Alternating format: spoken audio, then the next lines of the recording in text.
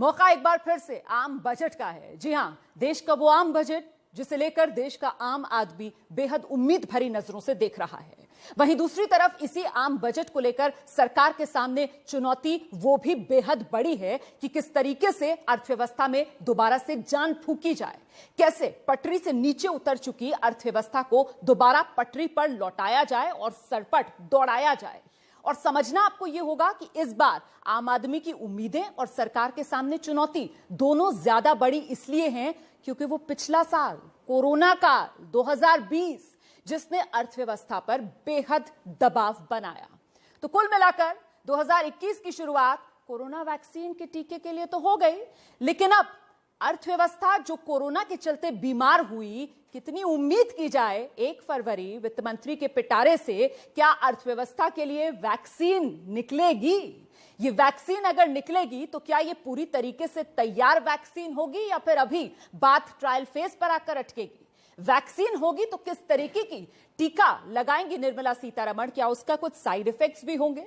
और बड़ी बात यह कि जिस तरीके से कोरोना की वैक्सीन के लिए हमने देखा कि पहले फ्रंटलाइन वर्कर्स, 50 साल से ज्यादा उम्र के लोग इस तरीके से चिन्हित किया गया, क्या उसी अंदाज में ये इकोनॉमी के जो टीका देंगी निर्मला सीतारमण, क्या वो उसी हिसाब से कुछ प्रायोरिटाइज करेंगी? कौन कौन से सेक्टर्स होंगे जो प्रायोरिटी लिस्ट में होंगे? इन तमाम सवालों पर विस्तार से चर्चा करेंगे। आप देख सकते हैं इस वक्त बेहद खास मेहमानों का पैनल मेरे साथ स्टूडियो में मौजूद। एक एक करके आपका परिचय कराती हूं। हमारे साथ प्रोफेसर डॉक्टर यामिनी अग्रवाल मौजूद हैं, डीन हैं फाइनेंस, प्रोफेसर ऑफ फाइनेंस हैं इंडियन इंस्टीट्यूट ऑफ फाइनेंस के अंदर।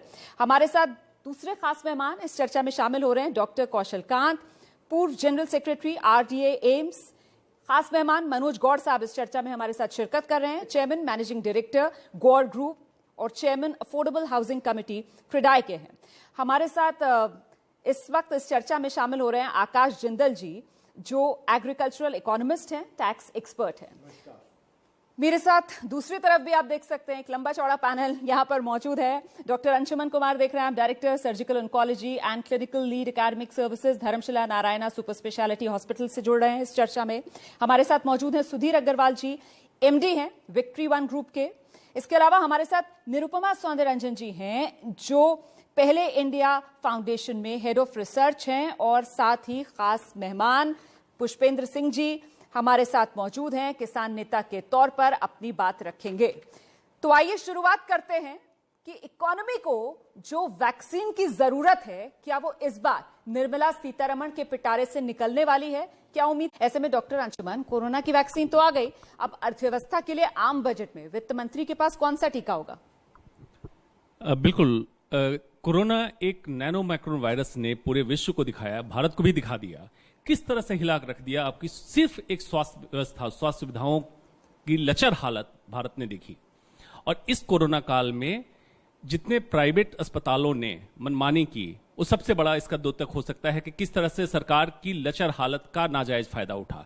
तो मैं उम्मीद जो कर रहा हूं, अगर बजट सत्र में आता है तो जीडीपी का परसेंटेज हेल्थ बजट में बढ़ाया जाए। जैसे यूरोपियन में 7 से 9% है, हमारे देश में आज तक 2% से ऊपर नहीं गया। स्वास्थ्य सेवा प्राथमिकता में आनी चाहिए। स्वास्थ्य सेवा सबका अधिकार होना चाहिए, जो कि है हमारे संविधान में लिखा हुआ। और अगर स्वास्थ्य सेवा सरकार मुहैया कराती है तो directive principle of the state संविधान को मानती है। इसमें कोई एक्स्ट्रा हमें भीख नहीं दे रही है सरकार, तो ये आपको करना पड़ेगा। बिल्कुल। सुधीर जी, रियल एस्टेट में शायद सीधे तौर पर सरकार ना आ पाए, वो टीका सीधे ना लगा पाए रियल एस्टेट को, लेकिन दूसरा विकल्प जो है वो इंफ्रास्ट्रक्चर लेते हैं। डॉक्टर अंशुमान को यहां पर लेकर आते हैं इस चर्चा में। डॉक्टर अंशुमान, आयुष्मान भारत, आपको लगता है कि इस बार के बजट में आयुष्मान भारत जब योजना आई थी उसको एक तरीके से गेम चेंजर योजना माना गया था, क्या इस बार उसका दायरा बढ़ना चाहिए और मिडिल क्लास को भी उसके दायरे में लाना चाहिए? जी, जैसा चल रहा था उसी को लिंक करते हुए मैं बताता हूं। टैक्स पे, टैक्स कॉन्सेशन, टैक्स डिबेट। मैं टैक्स एक्सपर्ट नहीं हूं, लेकिन टैक्स पेयर हूं। टैक्स तो हम पे कर रहे हैं, लेकिन इसका रिटर्न हमें क्या मिल रहा है? एक आम नागरिक के मन में हर समय सवाल होता है कि क्या मिलेगा। जो टैक्स पेयर है अपना हेल्थ इंश्योरेंस भी प्रीमियम दे के कराता है, रोड पे चलता है तो टैक्स देता है, हर जगह टैक्स देता है। क्या मिला? आयुष्मान भारत किनको मिला? जो नॉन टैक्स पेयर है, डायरेक्ट टैक्स पेमेंट में नहीं है। तो क्या मिडिल क्लास सबसे गिरा है? अब सुपर वेल्थ चार्ज क्या लगने वाला है जो सुपर रिच लोग हैं। हाँ। तो क्या इन्होंने कोई गुनाह किया है? हाँ। भारत में टैक्स पे करके? हाँ। क्या मोटिवेशन है टैक्स पेयर का? क्या बेसिक स्वास्थ्य सुविधाएं नहीं मिलनी चाहिए भारत के नागरिक को? सुधीर जी। देखिए, हमारी जो इंफ्रास्ट्रक्चर और रियल एस्टेट इंडस्ट्री है सबसे ज्यादा रोजगार देती है, रोजगार लोगों को देती है, साथ में कितनी सारी 660 प्रोडक्ट्स हैं। नहीं तो इसके दम पर 2024 तक $5 ट्रिलियन इकोनॉमी पे